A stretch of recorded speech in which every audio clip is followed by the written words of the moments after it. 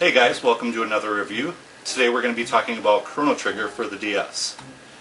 Now, I actually missed out on this game back in the 16-bit era because I had a Genesis. And, I had friends who had the Super Nintendo, and, I would go over there all the time and play games, but none of us were into RPGs at the time, so Chrono Trigger completely passed us by. It wasn't until a few years later that Final Fantasy Chronicles came up for the original PlayStation that I got to try the game out. And I could tell right away that the game was, a masterpiece. Unfortunately, though, the load times really killed it for me.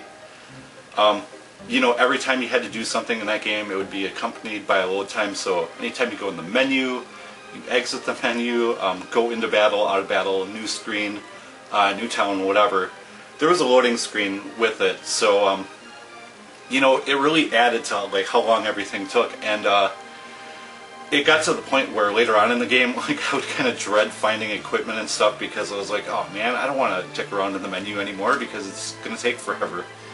So, I put it down halfway through and just gave up. Then about 5 years later, my girlfriend got me one of the best Christmas gifts ever, and what she got was a box copy of Chrono Trigger for the Super Nintendo. And I played through it right away.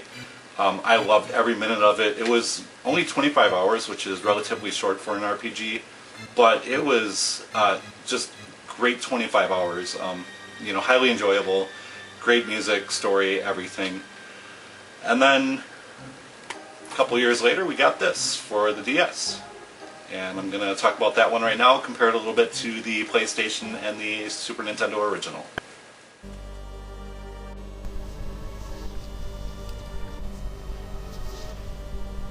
Now, the story in this game revolves around Chrono, the main character, who is attending the Millennial Fair with his friend Marl. And they go to check out Luca's new invention, which is a teleporter. Chrono gets through the teleporter just fine, but when Marl steps in, something happens. A portal opens up, and she gets thrown into it. And not knowing where Marl has gone to, Chrono decides to jump into the portal too, and soon discovers that he's ended up 400 years in the past. And to make matters worse, he finds out that he's negatively impacted history and must figure out a way to fix it. What follows is 25 hours of some of the greatest gameplay in video game history.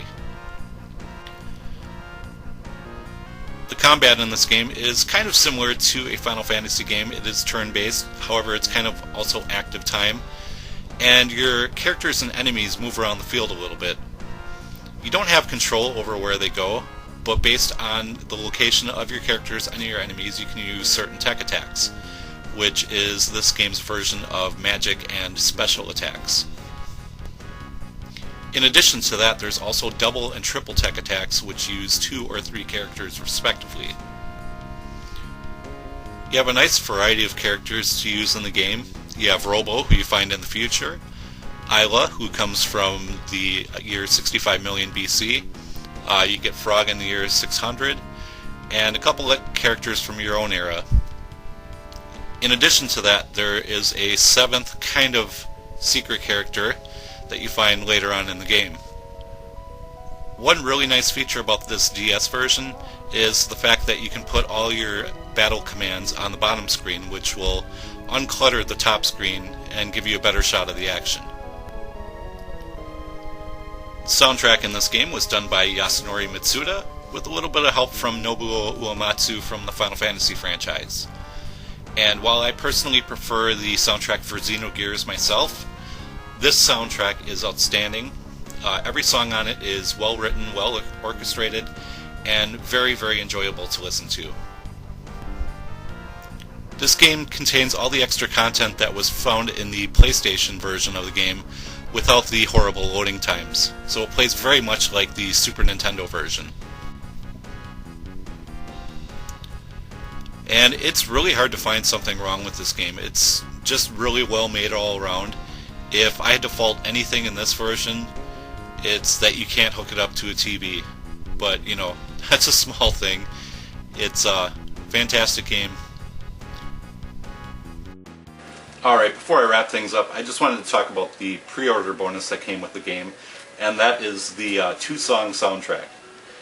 And when I heard about this, I thought it was a frickin' joke. You know, because other games at the time, like Persona 4 and Nights in the Nightmare and Prinny and other games, were doing like 20+ song soundtracks. And, you know, here's Square Enix. Oh, here's 2 songs, guys. So, you know, I was a little put off by that. And granted, it is a pre-order bonus, so, I mean, how much can you complain, really? But, you know, then I put the CD in, and oh my god, this is frickin' amazing. You know, it's just 2 songs, one's a medley, and then just one's the Chrono Trigger theme. And, you know, it's an orchestral version, and wow. My jaw just hit the floor when I put this in. So, yeah, this is actually a really great pre-order bonus, and if you can still find this CD, I would highly recommend getting it. Just don't pay too much for it, obviously. Yeah, that'll about do it for this review. You know, fantastic adventure for the DS. The DS has a huge library of RPGs, both you know, classic games like this one, and you know, its own new original titles as well. And this one, I would put this one at the very top of the list. If you're going to play one RPG for the system, make it this one. Fantastic adventure, relatively short, but you know, every minute is just outstanding. So that's going to do it for this one. Thank you very much for watching, and I'll see you guys next time.